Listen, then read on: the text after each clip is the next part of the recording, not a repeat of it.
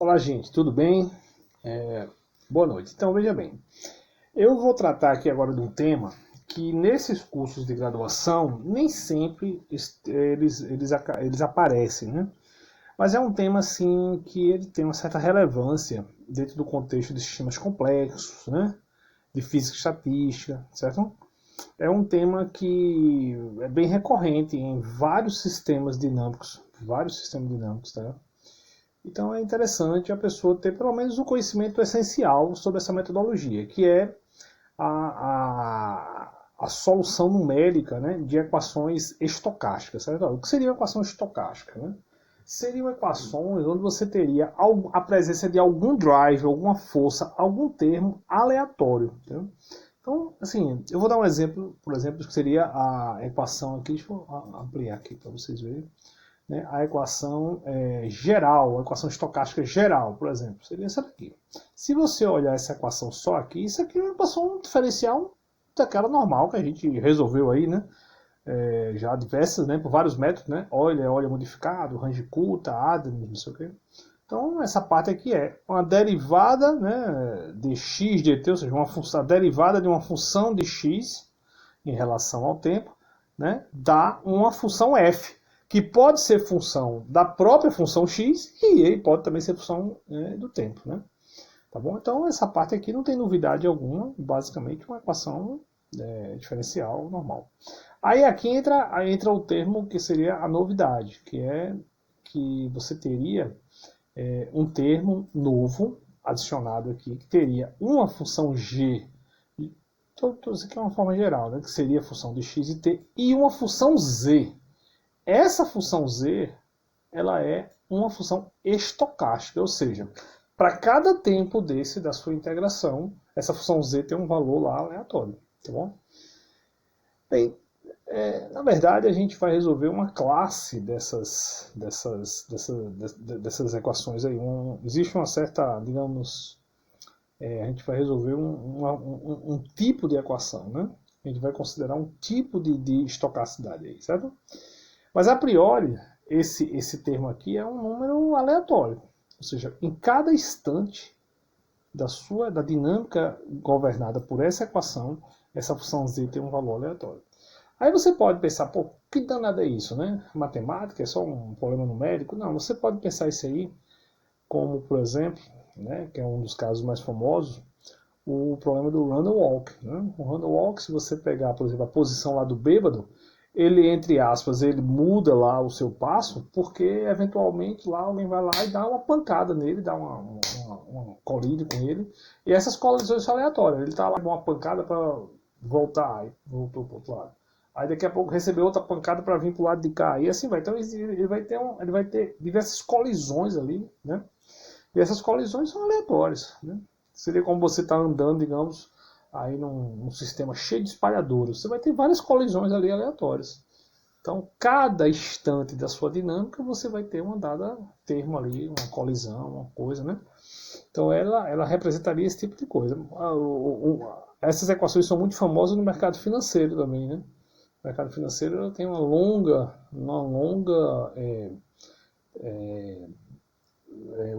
assim, aplicabilidade, né? Você ter uma equação dessa aí, digamos. Como é que um preço de uma dada ação muda com o tempo? Bem, tradicionalmente, o preço depende muito do preço anterior, né? Digamos, se uma empresa está valorizando, se ela está com uma valorização legal, a tendência é ela continuar a valorizar. Isso é algo extremamente comum. Uma equação, você vai uma equação de taxa e você vai ter uma coisa do tipo o preço de alguma coisa é para aproximar o preço. Mas existe também alguns aspectos estocásticos aí que podem aparecer. Você pode ter daqui a pouco aí alguém chega e diz, olha, esse produto aí ano que vem não vende mais, porque o carro elétrico, né? O carro elétrico está chegando, o carro a gasolina acabou. Então isso, se de fato essas informações começam a fluir no sistema, você começa a dizer, pô, o carro a gasolina não é mais interessante. Aí você começa a perder o interesse, a comunidade começa a perder o interesse no carro. Então isso é um efeito estocástico. Você não sabe a hora que isso vai acontecer, que essa verdade vai propagar. Você não sabe exatamente como essa coisa vai propagar a dinâmica aí. Então você pode daqui a pouco ter, digamos, não uma equação para o preço que depende dessas informações que são aleatórias. que depende desse contexto social que a pessoa vai estar, da dinâmica da sociedade, né? E também depende de como a tecnologia do carro elétrico vai evoluir. Se o carro elétrico realmente ficar muito caro, ninguém compra. Mas se daqui a pouco, daqui a 6 meses, alguém barateia aí o preço do carro elétrico, por exemplo, isso, então é uma coisa aleatória, você não tem que fazer uma previsão exata disso. Então, o preço, às vezes, de ações, ele depende dessas especificidades. Veja que eu estou dando, vamos fazer uns comentários bem gerais, certo? Sem muito também, assim, formalismo, mas só para dar uma ideia do que seria esses termos estocásticos aí numa dada equação dessa, tá bom, gente? Então, como resolver essa equação? A solução dessa equação, grosso modo, é um método famoso, né? Um método chamado Euler-Maruyama, né? Bem, basicamente, você vai discretizar essa equação, parecido com Euler, né? Ó, se você olhar, pegar essa equação aqui, resolver ela com Euler, ela é exatamente essa equação, essa parte aqui. Né? Você abre aqui essa derivada como sendo x de t mais ΔT menos x de t, passa o ΔT multiplicando para cá e abre isso aqui. Então a primeira parte é tipo um Euler normal. E a segunda parte? A segunda parte, existe uma formulação lá das integrais de Ito, onde você escreve essa função aleatória como sendo aqui um tipo de distribuição de Wigner, né? Que tem esse perfil aqui. Aqui vai ter um número aleatório multiplicado não pelo delta, mas pela raiz de delta. Tá? Então, esse carinha aqui, quando você pega esse ΔT, multiplica por esse carinha aqui, o termo efetivo que aparece é esse termo aqui, que é uma função aleatória W e uma raiz de ΔT. Essa função aleatória, ela é uma distribuição que tem as seguintes propriedades. É uma distribuição gaussiana com média 0 e variância 1. Pronto. Então esse daqui é o famoso método de Euler-Maruyama. Ele é um método, ele tem um status semelhante ao método de Euler para uma equação diferencial não estocástica. Então ele é um método considerado um método pobre, mas é esse que eu vou ensinar e é esse que a gente vai aplicar aí. Nesse primeiro momento, pelo menos. Existem versões desses métodos melhoradas. Tem o Euler-Maruyama de ordem 1.5, de ordem maior, tá? De ordem 2, de ordem 3, tem um de ordem 3, tem uns métodos desses de ordem 3 também. Então existem alguns métodos aí mais sofisticados, mas vamos aprender esse e aplicar minimamente esse método aí. Então, grosso modo, essa equação aqui você quebra ela numa versão meio aproximada assim, que é fácil de discretizar, né? É só você chamar, lembrado, né? Presente, né? Presente, fusão estocástica, futuro. Roda essa relação recursiva e pronto. O WT você pode gerá-lo previamente, né? Você pode gerar esse cara previamente, fazer uma geração dele assim. Né? Gerar esses números, porque para cada integração, para cada step cada vez que você rodar essa relaçãozinha aqui, que é uma relação de recorrência, cada vez que você fizer um run, você vai ter que ter um número aleatório ali esperando, né, para ser usado. Então você vai ter que gerar uns números aleatórios gaussianos. Quem não lembra como é que faz isso, dá uma olhada em Física Computacional 1, eu coloquei um vídeo sobre isso essa semana. Né, como gerar números aleatórios com a distribuição gaussiana, tá bom? Então você vai precisar gerar esses números previamente para poder usar aí no momento que você rodar essa relação recursiva de 2. Então vamos olhar alguns exemplos aí de equações famosas aí, né? Tem uma equação para o preço das ações do mercado financeiro. Essa é uma das equações famosas aí, né? O preço de uma ação, a variação do preço depende do preço e depende de um termo aleatório aí que pode estar ligado a essa coisa que eu falei. Às vezes uma dada ação desvaloriza porque o mercado entendeu que essa ação não vai ter mais valor, não vai ser mais vendida. E às vezes o cara vai lá e desvaloriza a ação, né? Aí aqui, como é que você quebra essa equação? Quebra ela dessa forma aqui, uma forma bem parecidazinha lá com a outra lá. Outro famoso, que é o run or walk, né? Tem dois tipos. Você pode botar um run or walk tipo aqui, onde você só tem o termo aleatório, que é como se fosse um caminhante lá levando pancada. Esse Z de T funciona como se fosse um termo de pancada ali. Ó. E tem também um outro onde você tem aqui um drift, né? Tipo um drive aqui, né? Então você tem um termo de velocidade, né? Esse aqui é dx dt. Se você não tiver esse cara aqui, se você tiver Z igual a 0, dx dt igual a A, quer dizer, velocidade igual a uma constante, né? Assim? Aí é isso? Então a posição cresce linearmente com o tempo. Então o que você vai ter? Você tem um drift, né? Você tem ali uma dinâmica, mas tem um termo de pancadas. Então seria um caminhante que tem uma dinâmica e está levando pancadas ali. É outra equação famosa. Como é que discretiza ela, em linhas gerais, é essa aqui. Né? Você abre, multiplica o ΔT pelo A, e aqui faz o processo de Wigner e pronto. Beleza? Então vamos resolver vou resolver essa equação aqui do preço aqui, ó, tá bom? Basicamente eu vou rodar essa relaçãozinha de recorrência aqui. Ó. Lembrando, preço no futuro é igual ao preço no presente, mais uma constante A vezes o preço no presente vezes o ΔT, mais uma constante B vezes o preço no presente, vezes o número aleatório, aquele bonitinho lá, gaussiano, vezes a raiz de T. Então, é rodar essa equaçãozinha aqui. Nessas equações, esse tempo aqui é dias, viu, gente? Tá bom? Então, esse tempo é dias. Então, quando eu fizer T igual a 100, por exemplo, eu estou fazendo 100 dias, tá? O preço da ação é 100 dias. Então, eu posso botar o ΔT aqui igual a 1 sobre 100, quer dizer, 1 dia sobre 100. Compreendeu? Cada unidade aqui é dias, tá?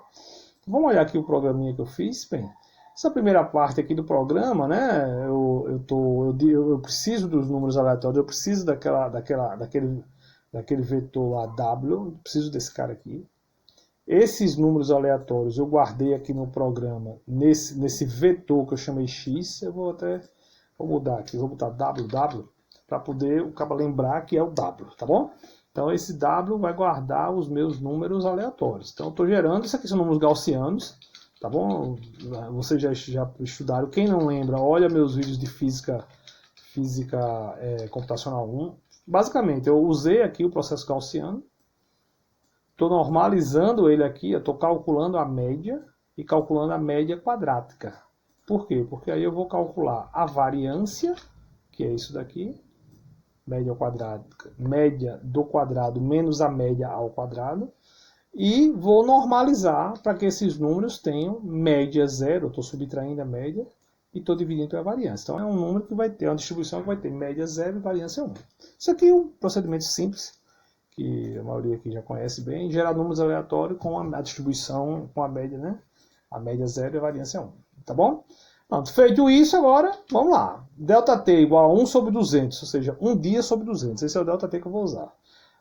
Condição inicial, esse x0 aqui, ó, esse x0 aqui é o P. Isso aqui, gente, é o P de T igual a zero. Tá? Agora deixa eu voltar aqui para WW, porque eu mudei lá a variável para vocês lembrarem. Não é X, né? É WW, tá? Então, aqui é WW, né? Só porque eu usei WW para poder ficar parecido aqui com o PDFzinho, né? Que a gente usou W como sendo números aleatórios, tá bom? É isso aqui, tudo certo? Tudo certo. Aí, esse X é o P de T igual a zero, tá? O X1... Né? O X1, ele basicamente, ele é o P de T igual a ΔT. Tá bom? É o futuro, né? Aí pronto, aí defino o A, defino o B, certo? Né? Aí vamos embora. Aí começa a integração. Define esse raiz de T aqui, esse TR aqui, é a raiz de T, a raiz de ΔT, que vai precisar, né? Então esse TR aqui é a raiz de, né? É a raiz de ΔT, que vai precisar lá na relaçãozinha de recorrência lá do Euler-Maruyama, tá bom? Aí vamos lá, fiz um loop aqui até do tempo dt até o tempo 100 dias. Aí como eu preciso, para cada integração eu ter um valor da função, eu preciso indexar cada estágio de integração com um inteiro. Por quê? Porque aí eu vou buscar em quem? No vetor W. Então o vetor W vão ser basicamente, isso aqui é o quê? Isso aqui, ó. Isso aqui é a função, né? É a função. Opa! É a função W de T. Tá bom? Então, para cada integração, eu indexo aqui, eu somo um contador aqui nesse I, eu inicio ele zero aqui. Aí eu somo um nele aqui, ou seja, integrei uma vez, somo um contador. Vou lá na função W, busco qual é o número aleatório daquela integração. Dou outra volta no loop, somo outro contador, vou na função W buscar o número aleatório. Então, isso é um contador para os números aleatórios. Então, aqui dentro eu vou ter WW de T, mas como eu guardei isso num vetor, são inteiros. Então, esse indexador I é que vai dar a evolução do T lá na função W, tá bom? Pronto, então tá aqui, ó. Futuro é igual a presente mais constante vezes presente. lembrando aqui do PDF, né? Futuro é igual a presente mais constante vezes presente vezes ΔT, mais constante vezes presente vezes W, constante vezes presente vezes W. Quem é W? É aquele vetor WW. Tá bom? Vezes TR. Quem é TR? Raiz quadrada de ΔT. Aí aqui, gente, é o seguinte, como essa equação ela é feita dia a dia, e aí eu estou fazendo a discretização de 1 dia sobre 200, eu não quero estar escrevendo toda vez. Porque se eu escrever toda vez que eu integrar a equação, eu vou escrever frações do dia. Então não me interessa. Eu quero escrever o valor do preço por dia. Aí eu coloquei esse contador aqui, C100. Quando esse contador for maior do que 200, né, no caso, aí eu estou chegando em um dia. Na verdade, seria maior do que 199, né, para ser mais preciso. Mas aí, nessa região aí, você vai estar em um dia, no tempo igual a um dia. Aí eu escrevo o número.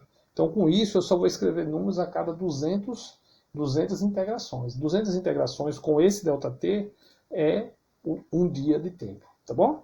E aí eu vou escrever o tempo versus o preço, beleza? Vamos dar uma olhadinha aí, como é que você vai crescer, vamos rodar. Epa. Deixa eu compilar aqui. Pronto. Vou rodar um pouquinho ele, né? Vamos dar uma olhadinha nos dados, para a gente dar uma olhadinha. Né? Preço, né? Então é isso aí. Eu comecei o preço aqui com 10 mil e ele cresceu aqui, foi até esse 11 mil. Tá bom? Então é isso. E esses parâmetros foram aleatórios. Eu escolhi esses parâmetros aleatórios. Tá? Escolhi qualquer valor aqui, 10 mil, por ter esses parâmetros bem pequenininhos aqui. Isso não tem, foram só parâmetros que eu escolhi só para a gente resolver para ver aí a solução. Então ele tem aí um crescimento. Por quê? Né? A equação de taxa ela é proporcional ao preço. Então, quando ele cresce, a próxima tendência a crescer, mas tem um termo estocástico. Esse termo estocástico é que gera essas pequenas flutuações aqui. Entendeu? Então é isso, gente. Bem, só um exemplo para a gente brincar um pouco aí com essas equações estocásticas e com a maneira de resolver. Né? Toda a equação do Langevin é basicamente essa equação. Todas as equações você consegue resolver usando esse truque, essa distribuição de Wigner, discretizando dessa forma aqui. Uma parte discretiza como Euler e outra parte discretiza com esse truque aqui da distribuição gaussiana. Tá bom, gente? Muito obrigado aí, viu? Um abraço, tudo de bom.